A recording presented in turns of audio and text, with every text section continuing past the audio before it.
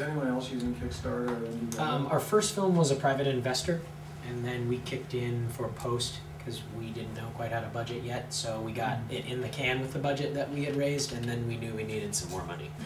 So that was on us, and then we learned, and then since then we usually do half and half. We do half Kickstarter and then half either a private financer or some other source of money that comes in through either somebody I pitched it to or somebody I've run into.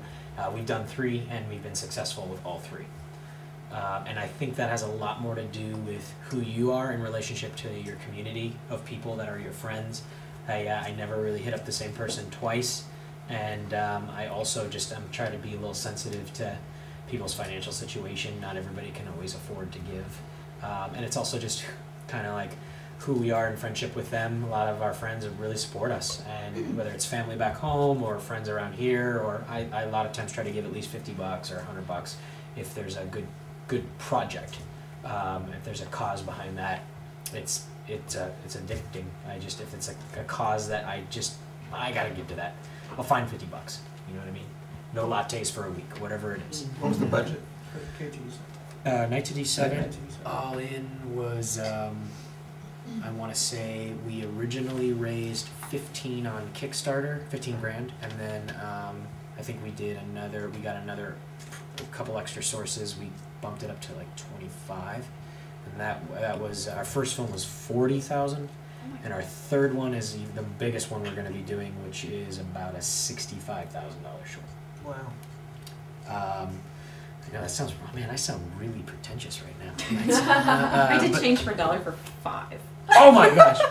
I only got 1,000 YouTube hits, and that's because 900 of them were me like clicking on it every day. So no, you only get to count for like 2 or 3. Then they delete you. So I guess Kickstarter is not a guarantee. It is as good as you make it.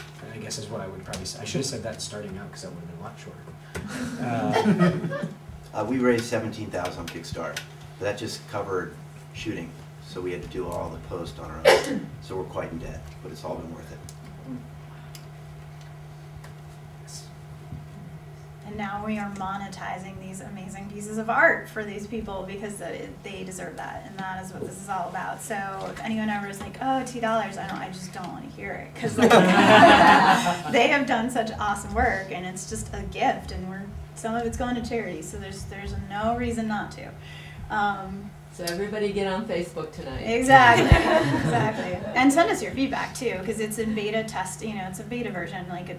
It will evolve from here. We'll expand it out from here. But did anyone else have any other question? I know we're over, so I just want to see if there's one more question. I've asked a lot, so unless there's someone else, I'll go. Any other burning questions? Okay. Do you guys have you said you're a photographer. Part of what I'm always struggling with is making movies and then supporting myself. Do you guys have day jobs too, or are you able to do this live passionately with this and live? I want to lie and say I do, but no, I have a night job. I wait tables a couple nights a week at a restaurant. That's very nice, and I've gotten my cost of living down enough, and I go on basics, and I own an old car that I keep running because I know cars, and I've decided to put my investment was in my edit system, the whole post suite. I was hungry enough.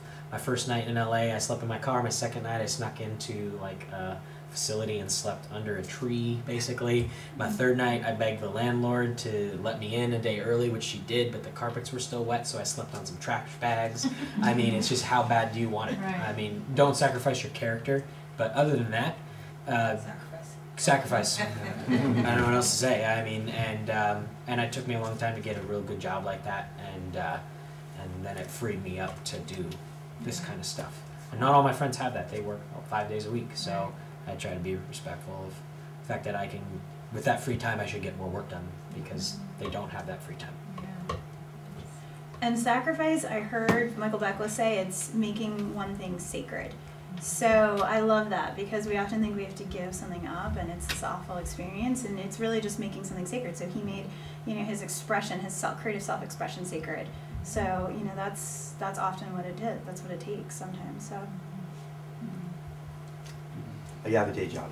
Okay. I find that, really freeing because I think you pay more when you have to work and then do this at the same time.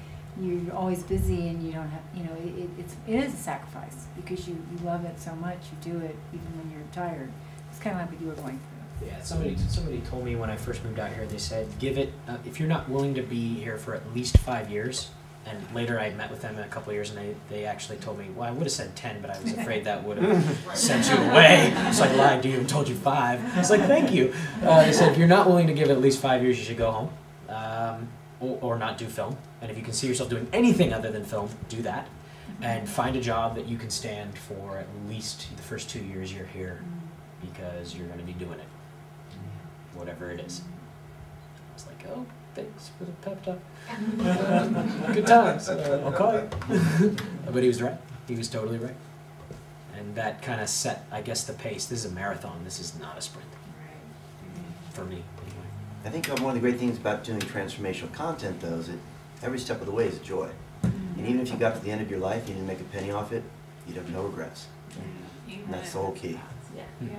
Nice. Yeah.